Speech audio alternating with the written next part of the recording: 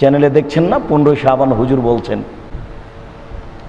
তার 3টে হাদিস আজকে খুব হালকা করে পেশ করছি। তার একটা হচ্ছে আয়েশা রাদিয়াল্লাহু তাআলা আনহা বলছেন, বিছানে দেখি আল্লাহ রাসূল নেই। কোথায় কোথায় কোথায়? ওই যে বাকিতে, ওই যে বাকিতে। আমি গেল, আল্লাহ রাসূল আমাকে বললেন, আয়েশা জানো এ রাতে কি হয়? কি হয় শোনো, এই রাতে কালব বংশের ছাগলের লোমের সমপরিমাণ পাপ ক্ষমা হয় মানুষের। কালব বংশের হাজার হাজার ছাগল আছে,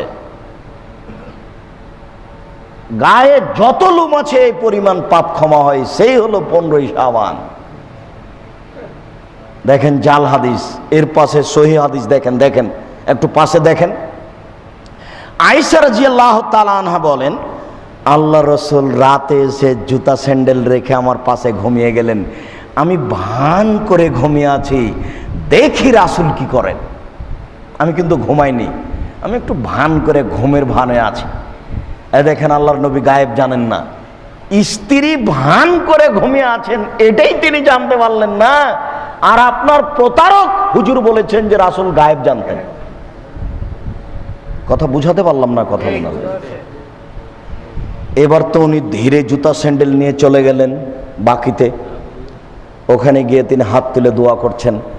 আয়েশা বলছে আমিও উঠলাম, উঠে কাপড় চোপড় নিয়ে চলে গেলাম। ওই যে বাকিতে হাত তুলে দোয়া করছেন 3 বার। তিনি ঘুরে হাঁটলেন, আমিও ঘুরে হাঁটলাম। তিনি জোরে হাঁটলেন, আমিও জোরে হাঁটলাম। তিনি দৌড়ালেন, আমিও দৌড়ালাম। আমি আগেই বিছানে।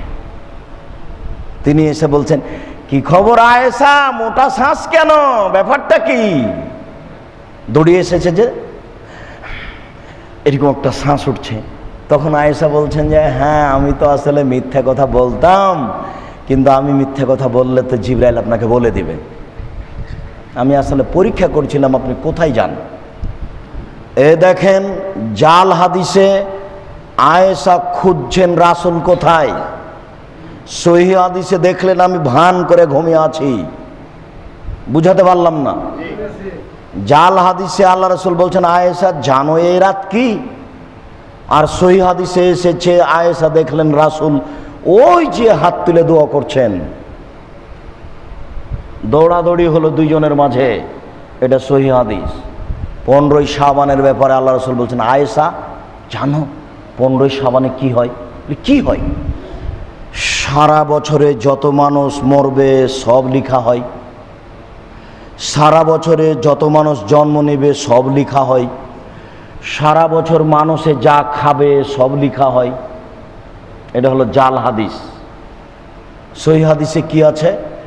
সহিহ হাদিসে আছে পৃথিবী সৃষ্টির 50,000 বছর পূর্বে লেখা হয়েছে কে কবে মরবে। বুঝেননি? কে কবে বাঁচবে, কে কোন চাকরি করবে। আবার মায়ের পেটে যেদিন 340 4 মাস সেদিন আবার লেখা হয়েছে, বুখারী মুসলিম। আরও শুনুন, লাইলাতুল কাদরে রমাজান মাসে 1 বছরের হিসাব কিতাব নিয়ে আসা হয়েছে, আল্লাহ বলছেন। তাহলে সেটা 15 শাবান হলো কি করে? না বুঝাতে পারলাম না। দেখেন জাল হাদিসের বিরোধী কত হাদিস।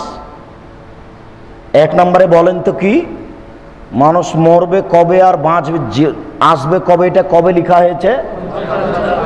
পৃথিবী সৃষ্টির 50,000 বছর পূর্বে। ওটা আবার রেনু করা হয়েছে কখন?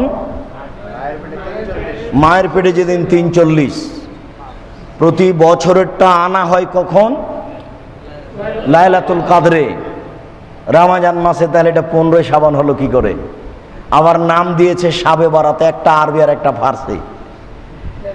মানে আপনাকে তো লাইলাতুল কাদর তো আরবি, ওটা তো ভিন্ন জিনিস। বুঝতে পারেননি? তাহলে বাৎসরিক রিপোর্ট আসে যায় এটা কোন দিনে? লাইলাতুল কাদরে। মানুষ কতটি মরবে আর কি খাবে এটা চূড়ান্ত হয়ে আছে। ওটা 1 বছরেরটা নিয়ে আসা হয় কোন রাতে? লাইলাতুল কাদরে।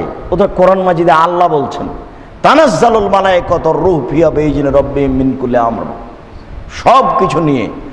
এইটাকে হুজুর প্রতারণা দিয়ে কোথায় নিয়ে এসেছেন? 15 শাবান। খুব সাবধান থাকুন। আরেকটি আলী জি, আরে জানো এরা কি? 15 শাবান দিনে রোজা থাকো, রাতে আল্লাহর কাছে চাও। কেন? মাগরিবের পরে আল্লাহ সপ্তম আকাশ থেকে প্রথম আকাশে নেমে আসেন, যে যা চায় তাকে তা দিয়ে দেন। রুজি চাইলে রুজি দেন, বিপদে পড়লে মুক্ত করে দেন। তাই তো ভ্যান চালক প্রতারণা পড়ে গত বছর রুজি চেয়েছিল, সারা বছর ভ্যানই চালালো, তাহলে রুজি পেল কি করে? সারা বছর ভ্যানই চালালো। অথচ বুখারী মুসলিমের হাদিসে এসেছে যে আল্লাহ তাআলা প্রত্যেক রাতের 3 ভাগের 2 ভাগ পার হলে নেমে আসেন। আর জাল হাদিসে এসেছে মাগরিবের পরে নেমে আসেন। বুঝাতে পারলাম না কথা? বুঝাতে পেরেছি তো? জি। নফল সিয়াম পালন করুন আল্লাহকে সন্তুষ্ট করার জন্য।